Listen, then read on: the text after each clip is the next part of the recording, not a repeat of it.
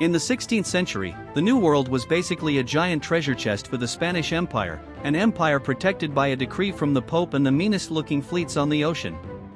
The Treaty of Tordesillas had literally split the globe in two, giving Spain a monopoly on all the untold riches of the Americas.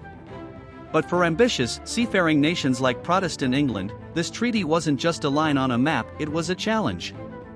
A new breed of English sailor, part merchant, part privateer, looked at the Spanish Main and didn't see a forbidden territory, but a massive opportunity. They were willing to risk it all for a piece of the action, openly defying the most powerful empire on earth. This is the story of the day that Bill came due. It's about a fleet of English adventurers, their ships heavy with illegally gained treasure, who thought they'd found a safe place to rest.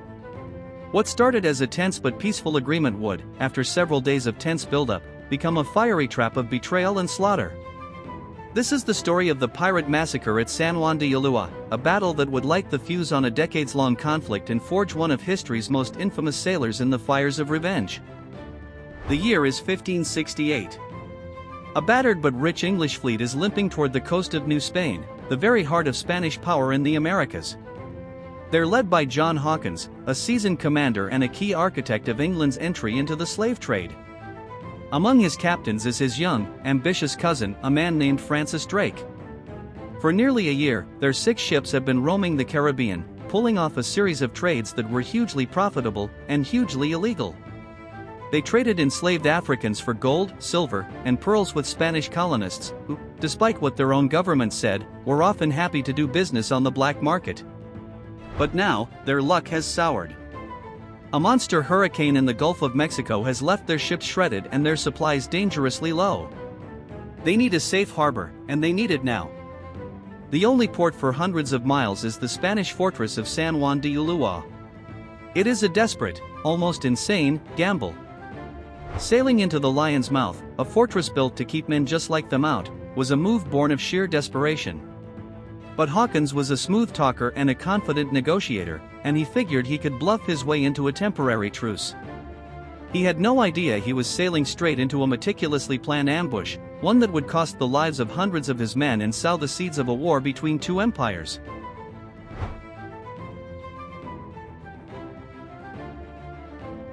To really get how audacious Hawkins's plan was, you have to understand the world he was operating in. The Spanish Empire of the late 16th century was a global superpower, bankrolled by a constant flood of silver and gold from its American colonies. This immense wealth was guarded by a rigid trade monopoly. Any and all business with the New World was supposed to be done by Spanish ships, for Spanish profit. Foreigners trying to get a piece of the pie weren't seen as traders, they were seen as pirates. And yet, the demand for labor in the colonies was insatiable, and the official channels were slow and pricey. This created a golden opportunity for smugglers. John Hawkins was more than a smuggler, he was a pioneer of England's role in the triangle trade. With quiet, and sometimes not so quiet, backing from the English crown, he sailed to the coast of West Africa. There, he captured people through force or lopsided trades and shipped them across the Atlantic. In the Spanish colonies, he then traded his human cargo for precious metals and other goods, which he brought back to England for a massive profit. This was Hawkins's 3rd voyage of this kind, and by far his most successful. His fleet of 6 armed merchant ships, including his flagship, the formidable Jesus of Lübeck, and the smaller Judith captained by Francis Drake, was bursting with treasure. The journey had been savage. Hawkins's attempts to capture people in Africa were met with stiff resistance, and several of his men died from poison arrows. But he eventually gathered a cargo of 400 to 500 enslaved Africans and set sail for the Caribbean. He went from port to port: Borborata, Rio de la Hacha, Cartagena, using the threat of his cannons to force Spanish governors to trade. It was basically armed extortion, and it worked. By the time he left Cartagena, his holds were empty of people but full of treasure. But as the fleet headed for home, disaster struck. A powerful hurricane caught them in the open sea. For days, the ships were hammered by enormous waves and howling winds. The Jesus of Lübeck, a huge but old and clumsy vessel, took the worst of it. When the storm finally passed, the fleet was scattered and crippled. They desperately needed a safe harbor for repairs. A captured Spanish sea captain told him the only option was San Juan de Ulúa, the main port of New Spain and the gateway to Mexico City. It was a fortress, the most critical port in the region, built for the sole purpose of destroying enemy fleets.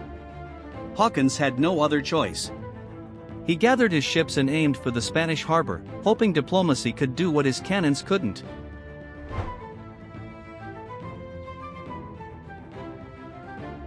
On September 16, 1568, Hawkins's fleet showed up at the mouth of the harbor. As they got closer, cannon fire roared from the shore. For a second, it looked like their worst nightmare was coming true. But then the smoke cleared, and Hawkins got it. The Spanish garrison thought they were their own annual treasure fleet, the Flota, which was due to arrive any day. They weren't shooting in anger, they were firing a salute. Hawkins, playing along, sailed right into the anchorage. Of course, the trick couldn't last. Local Spanish officials soon boarded and were horrified to find themselves on an English ship, face to face with the most notorious slave trader in the Caribbean. The tension was suddenly thick enough to cut with a knife. The harbor at San Juan de Ulúa was tiny, just a narrow channel shielded by a low island. It was a cramped, dangerous place to be. Hawkins knew he was in a tight spot. He acted fast, seizing the island and its 11 cannons to give himself some leverage. Then, he started the delicate dance of negotiation. He swore he wasn't a pirate, he just needed to make repairs and buy some food and water before leaving in peace. He even offered to pay cash for everything. Just when a shaky deal seemed possible, everything changed. The next day, on September 17, a fleet of 13 Spanish ships appeared on the horizon. It was the real treasure fleet, and on board was the one man who could decide their fate, Don Martín Enríquez de Almanza, the newly appointed Viceroy of New Spain. Now the situation was critical. With both fleets crammed into that little harbor, they'd be anchored practically on top of each other, close enough to hear each other talk. The potential for a fight was enormous. Hawkins had a choice. He controlled the island's cannons, so he could have tried to keep the Spanish fleet out. But blocking the King of Spain's own viceroy from his own port? That was an act of war. So, Hawkins chose diplomacy. He sent a message to the viceroy, repeating his peaceful intentions. What came next were several days of high-stakes negotiations, with a formal truce hammered out around September 19th or 20th. The terms were simple: both fleets would share the harbor but keep their distance. Most importantly, the Spanish promised not to land any armed men on the island that Hawkins controlled. To seal the deal, they even exchanged a dozen high-ranking hostages. With the treaty signed, Viceroy Enríquez and his fleet sailed into the harbor. For a moment, it looked like disaster had been avoided. But the truce was a lie. Viceroy Enríquez had no intention of honoring it. He was under direct orders from King Philip II of Spain to make an example of any English smugglers.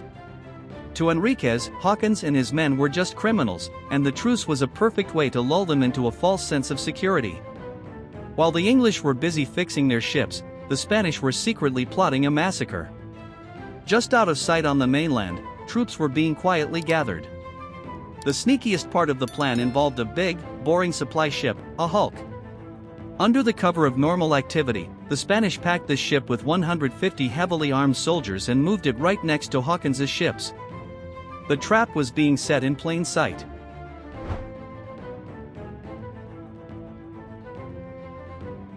The English sailors were veterans of a year of fighting and running, and they had a sixth sense for trouble. They started noticing strange things: the sneaky shifting of weapons between Spanish ships, too many men gathering on the decks of the treasure fleet. The friendly chats between crews stopped cold. The air grew heavy. Hawkins realized with a sinking feeling that he'd made a terrible mistake. The final proof came when he saw that Spanish hulk being slowly moved closer and closer to his own flagship.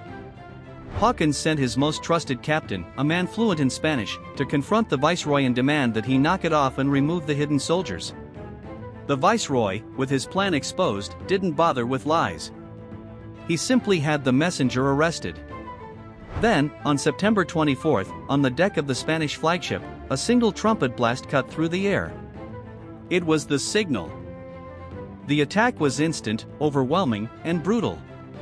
The Spanish soldiers hiding on the mainland swarmed the island, slaughtering the small English guard and capturing their cannons. Within minutes, the very guns meant to protect Hawkins's fleet were turned on them, blasting their ships to splinters. At the same time, the doors on the hulk burst open, and 150 Spanish soldiers stormed out, trying to board the nearest English ship, the Minion. The harbor exploded into chaos, a churning mess of smoke, cannon fire, and desperate men. The English, many caught at their midday meal, were taken completely by surprise. The crew of the Minion fought back like cornered animals, throwing the first wave of Spanish boarders off and managing to pull their ship away from the slaughterhouse hulk. Hawkins's flagship, the Jesus of Lübeck, was the next target. A second Spanish boarding party swarmed its decks. In a furious, hand-to-hand struggle, Hawkins himself led his sailors and somehow managed to fight them off and cut the lines. But they were still trapped. Cannonballs tore through the English ships. The French captain of one of the smaller vessels, the Grace of God, saw his ship was about to be taken and set it on fire rather than let the Spanish have it. 2 other ships were quickly captured or sunk. It was a massacre. Hundreds of English sailors were cut down or jumped into the water, only to be picked off by Spanish crossbowmen. Hawkins knew it was hopeless. His magnificent flagship, the Jesus of Lübeck, was a floating wreck. But in that moment of total disaster, he made one last, brilliant move. He ordered the battered Minion to pull up alongside the Jesus, using the bigger ship's ruined hull as a shield from the cannon fire. Under this cover, the survivors from the Jesus and other ships scrambled aboard the already dangerously overcrowded Minion. Somehow, with hundreds of men packed onto its decks, the Minion cut its lines and clawed its way toward the harbor entrance. Alongside it, the little 50-ton Judith, commanded by Francis Draque, also managed to break free. In a final, desperate act, the Spanish set 2 of their own ships on fire and sent them drifting toward the survivors. But for once, luck was on the English side. A sudden change in the wind pushed the flaming wrecks away, and as darkness fell, the 2 surviving ships slipped out into the open sea, leaving a scene of fiery ruin behind them.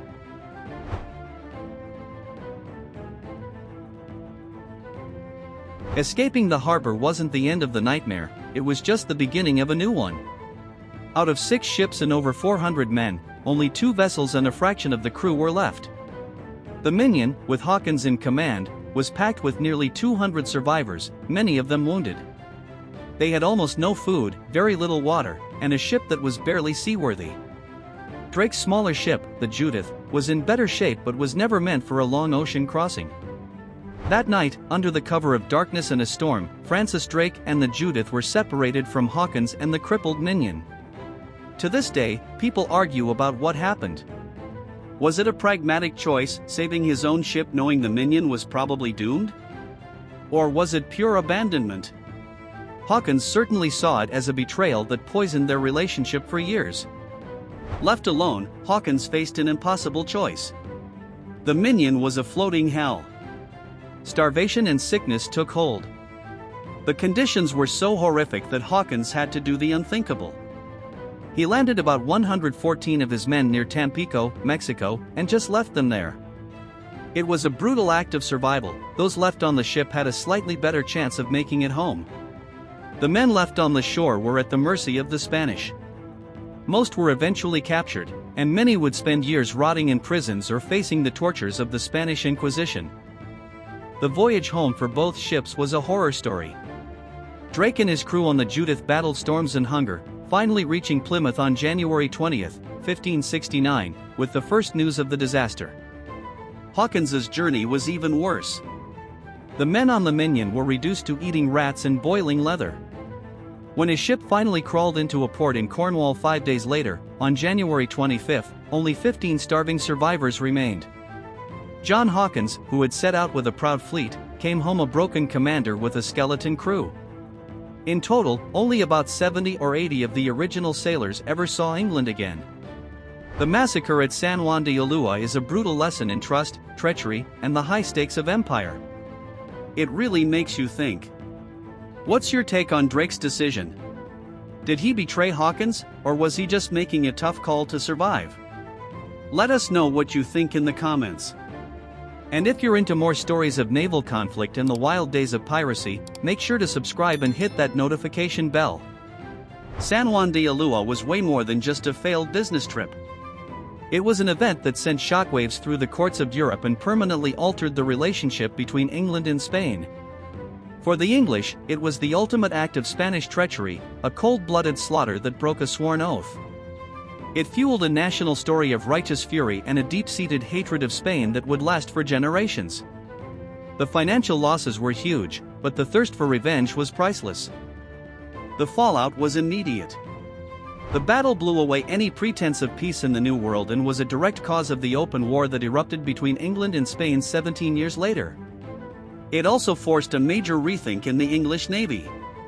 The loss of big, slow ships like the Jesus of Lübeck pushed reformers, including a vengeful John Hawkins himself, to design faster, more agile, and more heavily armed race-built galleons, the exact kind of ships that would later face down the Spanish Armada. But the most profound consequence was personal. For John Hawkins, the disaster was a public humiliation from which his reputation never fully recovered. For Francis Drake, however, it was a baptism by fire. The betrayal he felt, the massacre he witnessed, and the hellish escape hardened him. It lit a fire of pure, lifelong hatred for Spain. The young captain who fled that harbor would spend the rest of his life making Spain pay, becoming El Draque, the dragon, the most feared privateer to ever haunt the Spanish Main. The seeds of the Spanish Armada's future destruction were sown in the blood and fire of this one-sided battle. What began as a greedy grab for gold ended in a thirst for vengeance that would help define an entire era. If you like this video, please do not forget to like, share and subscribe. Thank you for watching.